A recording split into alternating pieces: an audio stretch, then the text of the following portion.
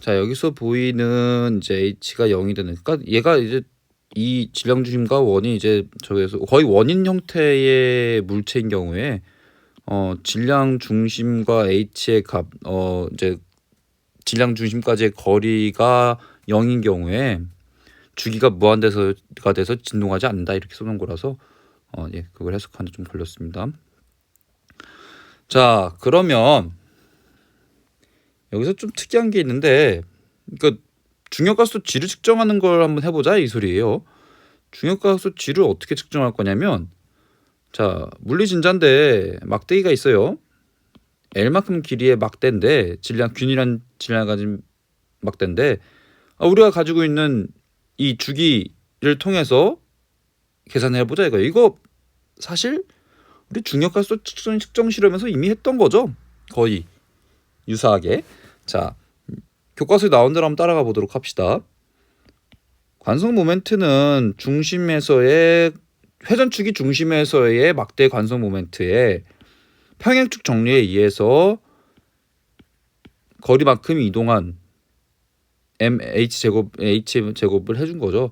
그렇다는 건 막대기다 보니까 12분의 ml 제곱 플러스 그 다음에 2분의 L만큼 이동했을 때의 제곱을 더해주면, 자, 교과서에서 3분의 ml 제곱이라고 답도 구해놔줬죠. 그러니까 관성 모멘트가 구해졌으니까 어떻게 쓰면 돼요? 자, 주기에다가 집어넣어 주시면 됩니다. mgh에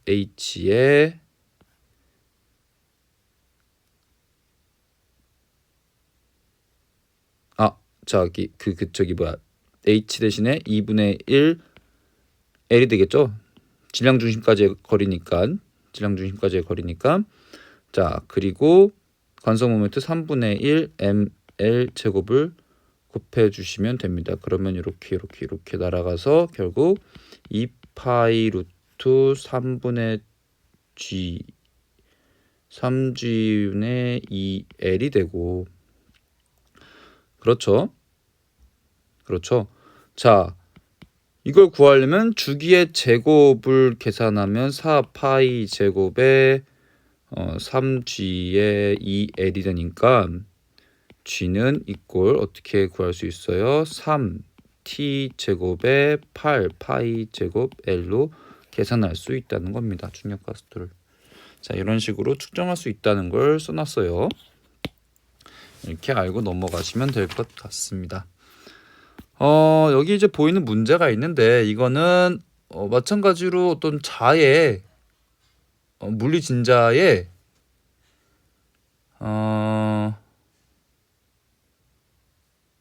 뭐 구하라는 거니 이거?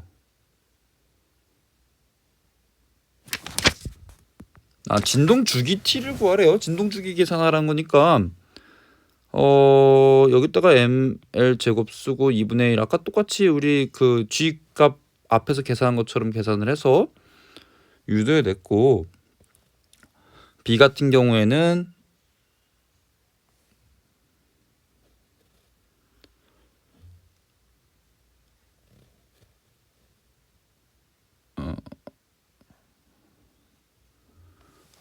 이게 진동 중심 사이의 거리 L 제로를 구하라는 거구나. 자,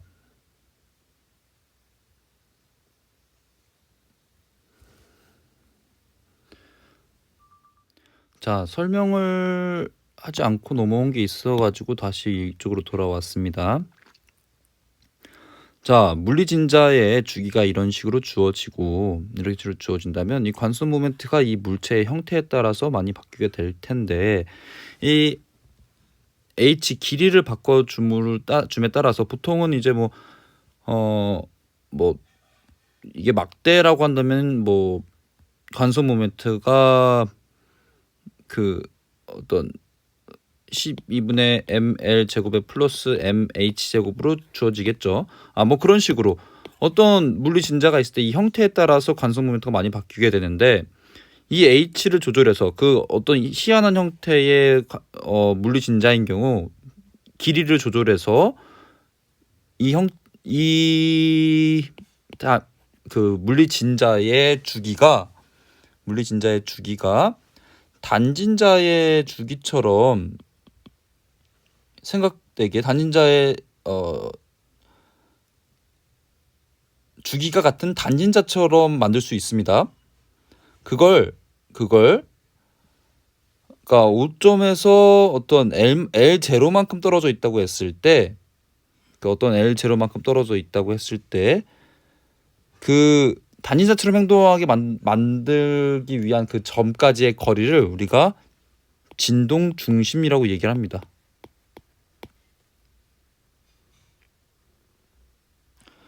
그래서 어떤 L0만큼의 그러니까 어떤 L0만큼의 거리만큼을 우리가 했을 때 단진자처럼 행동한다 라고 했을 때 그 지점을 우리는 진동 중심이라고 이야기를 합니다.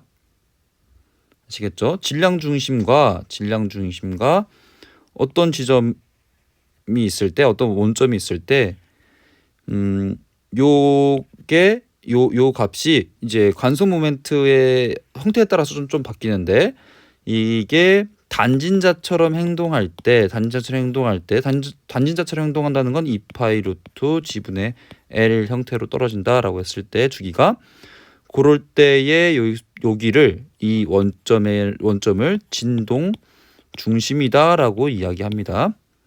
아셨죠? 그래서 여기서 보면 우리가 주기를 계산을 했잖아요. 주기를 계산했으니까 단진자처럼 이 문제가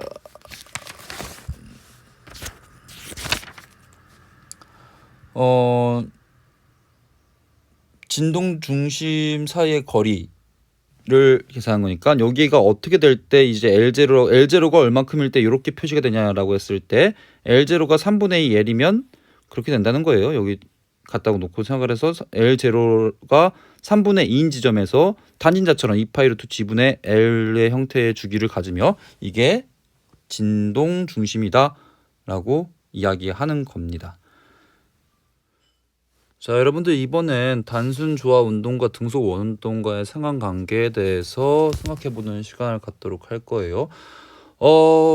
그런데 이건 어떻게 보면 원운동의 어떤 정사된 모형을 보는 거기 때문에 크게 어렵지 않게 이해할 수 있습니다. 자, 여러분들 이번에는 단순 조화 운동과 등속 원운동의 상관관계에 대해서 생각해보는 시간을 갖도록 할 건데요.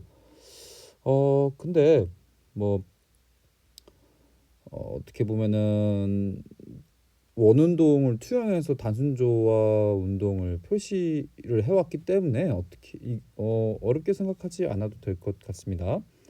자, 기본적으로 이렇게 단순조화 진동자의 어떤 형태를 보면 이제 여기다 표시를 할게요. 여기서 왔다 갔다 하는 형태로 나타낼 수가 있는데, 그 어떻게 보면은 속도가 점점 빨라졌다가 느려졌다가 빨라졌다가 느렸다 이런 형태를 갖게 되죠. 속도를 보자면 그렇기 때문에 얘가 등속으로 원운동을 하고 있을 때를 살펴본다면 이 y축에 가까워질수록 속도가 빨라지고 x축에 가까워질수록 이제 x 방향에 대한 속도가 빨라지거나 느려지거나 하겠죠. 그래서 그냥 이걸 투영해서 생각하면 되기 때문에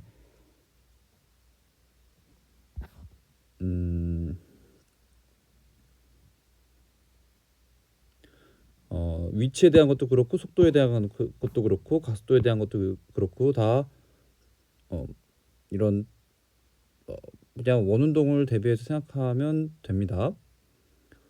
여기서 이제 조금 알아야 될 건 이제 오메가가 각속도죠. 근데 우리 각 진동수랑 같은 문자로 쓰죠. 그 이유는 원운동을 투영해서 운동을 표현하기 때문에 그렇습니다. 그래서 이 내용에 대해서는 참고하는 정도로만 보면 될 것 같아요. 예. 그 다음에 이제 조금 여러분들이 부담스러워할 수도 있는 내용을 다뤄보려고 합니다.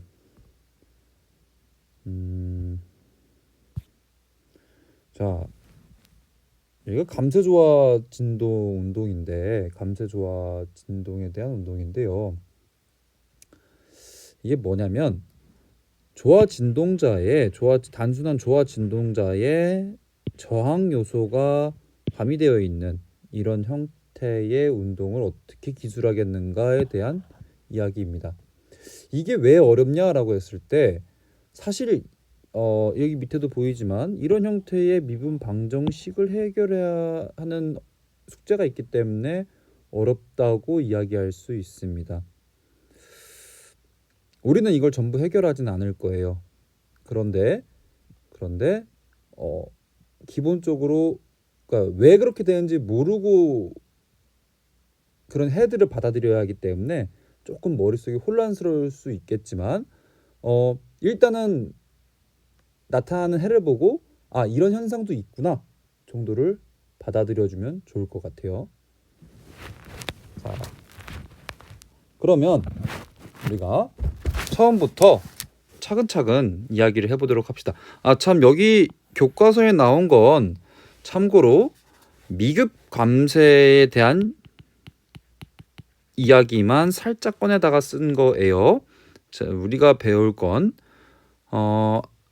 나타날 수 있는 세 가지 감쇄를 다 배우긴 할 겁니다. 자, 그러면 미분 방정식을 세우는 것부터 한번 가봅시다. 우리 이 형태를 한번 보면 무슨 형태냐면 그냥 이겁니다. F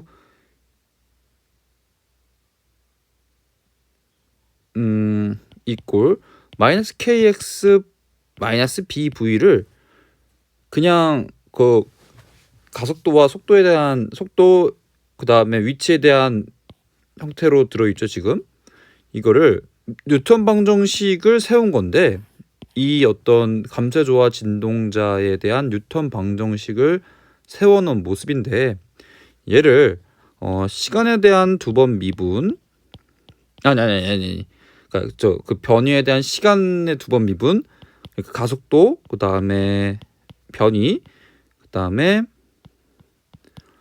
속도에 대한 식으로 나타낸 거예요. 그리고 여기 상황을 다 옮겨주면 이 식이 나오죠. 자, 근데 바로 이런 식이 이렇게 튀어나오는 건 사실 아니고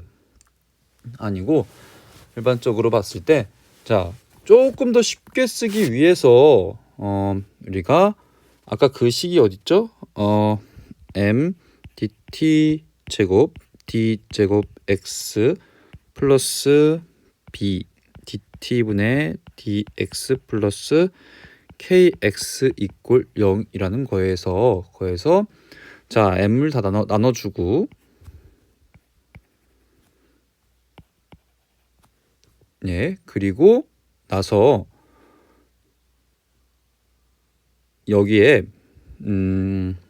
감마라는 그냥 상수값을 하나 써줄 거예요. 왜 그런가 하면 나중에 이 문제를 풀어가면서 이게 좀 더 편해요. 편해서 그렇게 하는 거니까 그냥 이렇게 쓰려고 한다라는 것만 알고 있으면 될 것 같아요. 자, 그래서 d제곱분의 d제곱 x에 플러스 2 감마 dt분의 dx 플러스 오메가 제로의 제곱 x 이꼴 0이라는 값을 갖게 되는데 여기서 생각해야 될 부분은 오메가 제로 제곱이라고 쓴 이유는 당연히 n분의 k가 보통 조화 진동자에서 오메가는 루트 n분의 k죠. 그러니까 여기서는 이제 고유 각진동수라는 이제 내용으로 적히는데 이 물체가 본래 가지고 있어야 되는 각진동수 정도라고 생각하면 될 것 같습니다. 자, 쉽게 써서 이렇게 우리가 많이 쓰죠. 한 번 미분은 다 한 번, 그다음에 두 번 미분은 다 두 번 이렇게 사용을 해서 쉽게 씁니다. 자, 그래서 그래서 이걸 이제 그냥 이렇게 생각을 해요. t분의 d를 그냥 어떤 d라고 치환을 해주도록 합시다. 그러면 어떻게 되냐면 그냥 이렇게 쓴다 정도로 생각을 하면 될 것 같아요. d제곱 x 플러스 2 감마 d 플러스 오메가 제로. x가 빠졌죠? 플러스 2 감마 dx 플러스 오메가 제로 제곱 x 이꼴 0인데 얘 x를 다 묶어주면 d제곱 플러스 2 감마 d에 플러스 오메가 제로 제곱. 자, 이렇게 되게 됩니다. 그러면 이거의 형태는 d 플러스 감마 마이너스 루트 감마 제곱 플러스 마이너스 오메가 제로 제곱 그리고 d 플러스 감마 플러스 루트 감마 제곱 마이너스 오메가 제로의 제곱의 xt의 형태로 이 x는 다 t에 대한 함수였죠. 지금까지 그냥 이렇게 썼는데 이런 두 개로 이제 인수분해가 되는데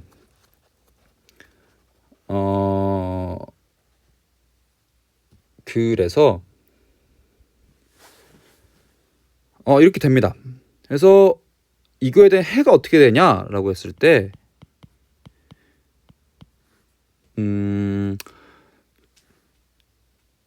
이거에 대한 해는 각각이 다 그 해를 인정할 수 있기 때문에 여러분들 이거를 다 이해해도 좋지만 여러분들이 따로 공부를 해서 이해해도 좋지만 지금은 이런 게 있다 정도로만 받아들이면 될 것 같아요. 선생님이 이걸 지금 하는 이유는 이거를 학생 여러분들이 이해해라라는 느낌보다는 이 과정을 거쳐야지 과감세, 임계감세, 미급감세에 대해서 그를 구분할 수 있기 때문에 그런 거예요. 그래서 어떤 걸 하고 싶으냐면 지금 여기서 하는 여기 있는 내용을 우리는 이제 이거 루트까지 해서 q라고 정의를 할 겁니다. q는 감마 제곱 마이너스 오메가 제로 제곱의 2분의 1승인데 이걸 q라고 정의할 거예요. 자, 이걸 정의하는 이유는 이거에 이제 해가 어떻게 되냐면 이거를 이제 풀어야 되는데 이게 0보다 큰 경우, 0이랑 같은 경우, 그 다음에 허수인 경우 이 세 가지로 나눠지게 됩니다.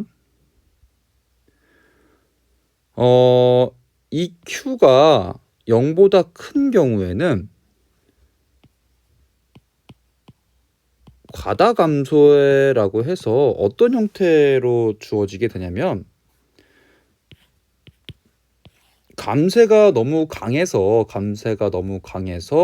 진동이 일어날 수 없는 거예요. 그래서 예를 들어서 그건 임계감세에 가깝고 과다감세, 일단 뭐 그래프를 그리자면 이렇게 떨어지는 그래프가 나타나게 됩니다.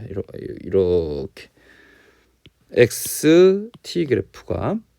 임계감세 같은 경우에는 마찬가지로 감세가 센데 이렇게 떨어지는 임계점이 나타나는 감세로 나타나게 됩니다. 이게 임계, 이게 과다감세라고 생각하시면 됩니다. 이 얘기를 왜 하냐? 조화 진동자인데 감세가 너무 강하다 보면 예를 들어서 여러분들 그 창의융합동에 문이 이제 이렇게 열렸다 닫히는 거 보면은 문이 바로 딱 닫히는 거 아니, 물론 이게 좀 망가져서 왔다 갔다 탕탕탕탕 하는 것도 있지만 원래 설계된 대로 보자면 문이 찰까닥하고 열렸다가 닫힐 때 여기까지 와서 여기 정도 근처까지 와서 되게 천천히 닫혀서 딱 문에 맞게 닫히는 걸 볼 수 있죠. 그게 이제 임계감세에 해당하는 어떤 감세 형태라고 보면 됩니다. 우리가 그런 류들의 그런 물리적인 현상들을 사용하는 경우가 많죠. 그래서 이 임계점을 정확히 계산하기 위해서 이런 위의 상수값들을 설정해 주는 뭐 저항이 너무 높으면은 과다감쇄가 처리가 돼서 문이 다 안 닫히는 현상이, 제 시간에 문이 다 안 닫히는 현상이 나타날 수도 있고, 또 감쇄가 너무 적어지면 이제 우리가 앞으로 배워볼 이제 이런 미흡 감쇄가 나오게 돼서 문이 이렇게 덜컥덜컥 이렇게 닫히면 좀 시끄럽고 안 좋겠죠. 그런 형태가 나타날 수도 있고, 그렇기 때문에 이런 상수값들, 얘가 이제 어떤 상수값을 잘 조절을 해서 이런 형태를 만들어내냐 못 만들어내냐, 이거 어떤 기술적인 문제라고 생각을 합니다. 어쨌거나 이런 것들에 대해서 알고는 있어야 한다는 거예요. 여러분들 이걸 다 증명하고 해나갈 필요는 없겠지만, 여기 있는 이 감마 제곱 마이너스 오메가 제로 제곱의 루트 씌운 게 0보다 크냐, 0이랑 같냐, 0보다 작냐의 차원을 가지고 과다감쇄, 임계감쇄, 그 다음에 미급감쇄, 이 세 가지로 나누어진다는 것까지는 알고 있어야 한다는 거예요. 그래서 우리가 배울 건 여기 마지막 미급감쇄만을 이제 일반 물리 책에서는 다루고 있습니다. 다시 말하지만 이걸 다 알 필요는 없어요, 여러분들.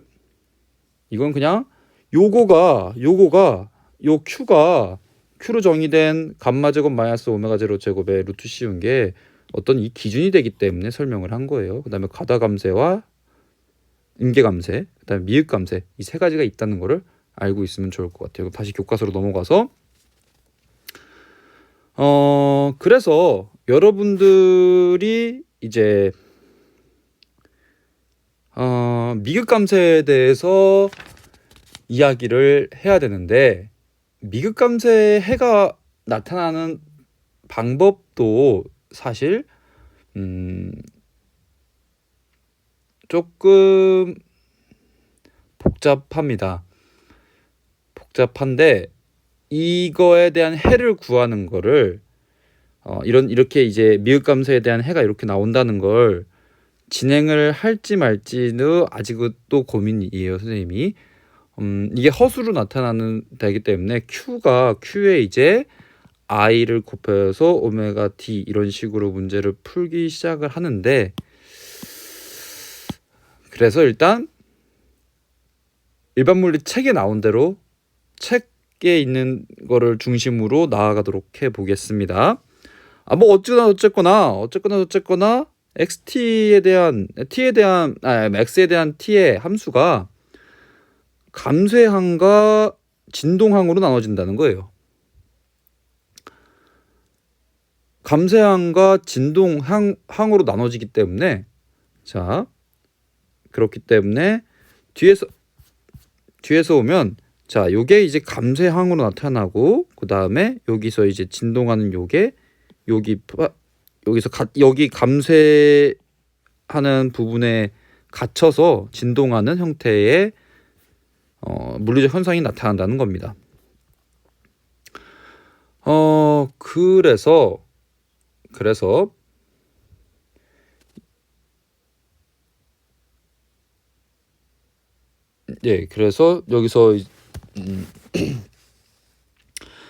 그러면 여기 나타나는 오메가 프라임은 어떻게 되냐라고 했을 때, 이 오메가 프라임이 이렇게 나타난다는 건데, 이거 어디서 나온 거냐면,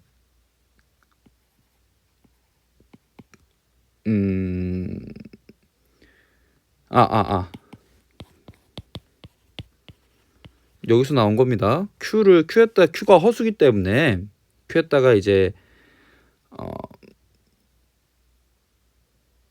말 그대로 이제 허수를 실수화 시킨 거죠. 네, 그래서 아까 감마 Q에 대한 게 감마 제곱 마이너스 오메가 제로 제곱이었죠. 근데 이제 이게 허수의 값이니까 여기다 i를 곱해주면 마이너스 1만을 곱해주면 된다는 거니까, 그래서 두 개의 순서가 바꿔서 나온 것 뿐입니다. 하... 여하튼 그래요. 이게 이 과정을 설명하지 않고 이야기하다 보니까 이런 게 발생하는데, 이런 게 있다 정도만 지금은 알고 있으세요. 나중에 어떻게 될지는 이거를 여러분들이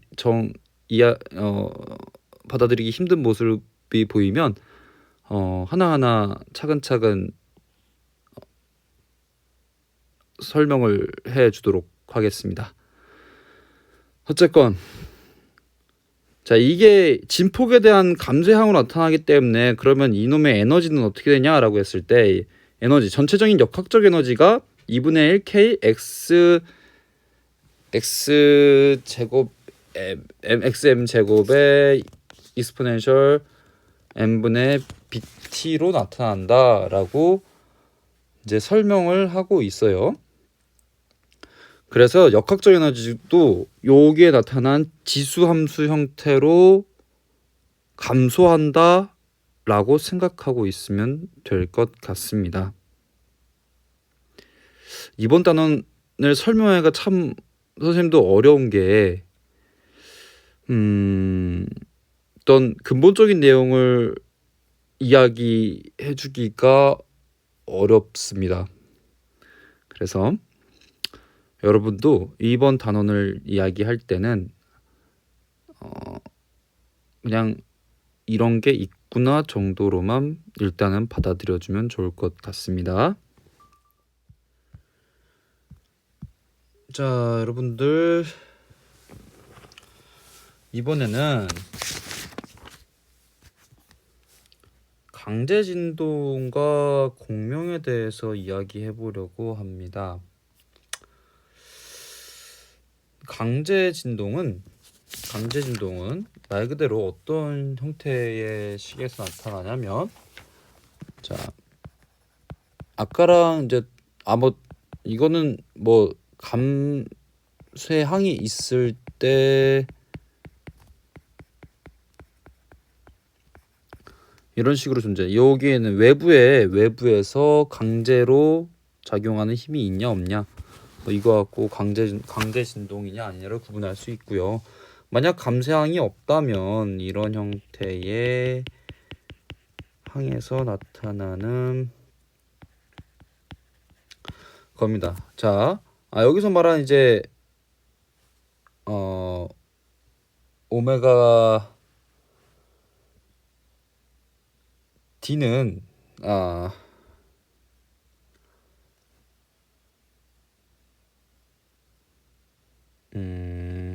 자, 외부 구동력이 오메가 D에 관련된 함수로 나타날 때 그 오메가 D가 그러니까 진동자의 고유 진동수와 같아지게 되면 그걸 우리는 공명이라고 이야기를 하고요. 공명이라고 이야기를 하게 되고, 공명일 때 그 오메가 D와 외부 구동력의 진동수와 고유 진동수가 같을 때 이제 진폭에서의 어떤 피크를 보여주게 되는데, 자, 이거 이제 B는 이제 아까 감쇄 값입니다. 감쇄값. 그러니까 여기 감쇄값, 이 감쇄값이니까 감쇄값과 외부 진동수가 이 전체 변이에 영향을 주기 때문에 좀 이것도 이렇게 그냥 진폭에 대한 식도 EXM 진폭에 대한 식도 쉽게 이렇게 정의될 수는 없고요. 이 진폭 피크점에 대해서는 그냥 값을 그냥 써주면 어떻게 존재하게 되냐라고 했을 때, 감쇄력이 존재하게 된다면 오메가에 따라서 외부 구동력 오메가 D라고 하겠죠. 따라서 루트 오메가 제로 제곱 마이너스 오메가 제곱의 제곱 값만 써주는 거니까 참고만 하세요. 오메가 제곱 F 제로분의 M, 이런 형태로 나타나게 됩니다. 근데 뭐 교과서에는 없으니까 이런 것들은 무시하고 근데 일단 이럴 때 공명한다. 그리고 피크가 외부 구동력의 진동수와